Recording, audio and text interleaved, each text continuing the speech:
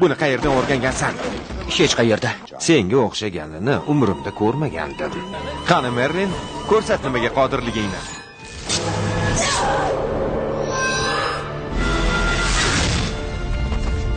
Sensiz Artur g'alabalarga erisha olmaydi. Raqibingizni qalqon bilan bosib qo'yasiz.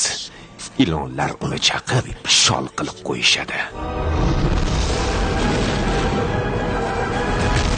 Buyuk taqdir egasi bo'lsang ham, o'zing juda kichik ekansan. Taqdirida afsonaga aylanish yozilgan yigitcha. Uning ismi Merlin.